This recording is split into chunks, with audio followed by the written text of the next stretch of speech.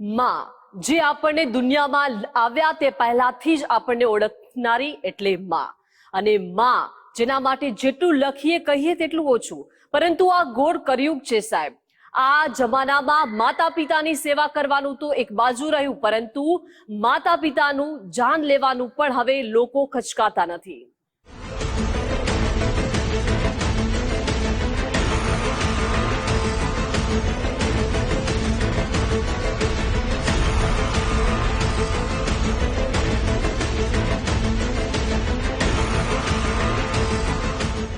તું મારા લગ્ન કેમ નથી કરાવતી?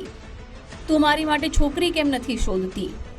31 વર્ષનો દીકરો અવારનવાર તેની માતાને આ સવાલ અને ઝઘડા કરતો હતો, પરંતુ એ ઝઘડાનો અંત કાતિલ આવશે એ વાતનો કોઈએ અંદાજો પણ નહોતો લગાવ્યો। અમદાવાદના સોલામાં સંબંધોનું ખૂન,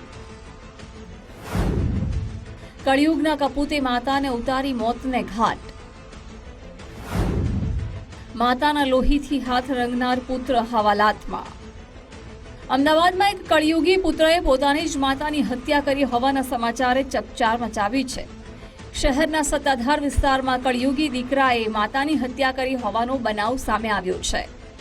પુત્રના લગ્ન ના કરવાના બાબતે પુત્રએ માતાને માર મારતા માતાનું મોત નીપજ્યું હતું, જે બાદ સોલા પોલીસે આ મામલે આરોપી દીકરાની ધરપકડ કરીને વધુ તપાસ હાથ ધરી છે।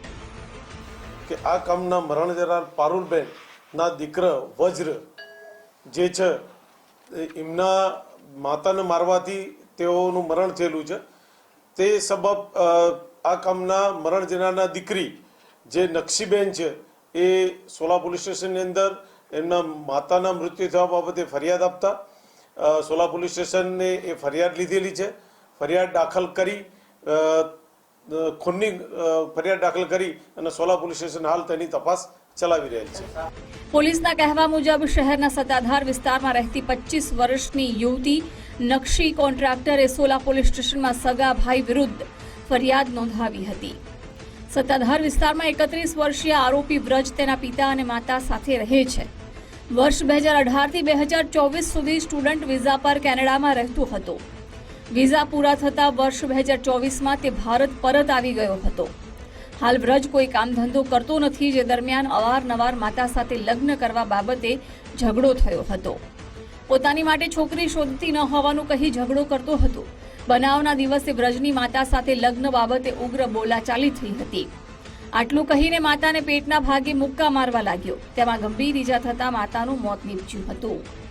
આરોપી એન્જિનિયર છે, એને નાના મોટા ઝઘડા ઘરમાં થતા હતા કે મારા માટે દીકરી ખોળો, મને સારી સ્કૂલમાં કેમ કન્ટિન્યુ નહીં ભણાયો, કેનેડા હતા તો કેનેડાથી મા બાપને બતાવ્યા વગર પરત થઈ ગયા। આવા જે ઘરકંકાસના નાના નાના ઝઘડાના કરે વારંવાર ઘરમાં ઝઘડા થતા હતા, અને આ બનાવ વખતે એની માતાને પીઠ ઉપર જોશથી મુક્કો મારતા માતાનું મૃત્યુ થયેલ છે।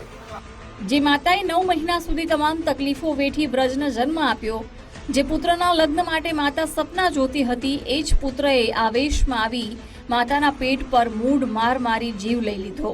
અત્યારે કદાચ તેને મનમાં પછતાવો થતો હશે, પરંતુ હવે પછતાવાનો કોઈ મતલબ નથી। સંજય જોશી, ગુજરાત ફર્સ્ટ, અમદાવાદ।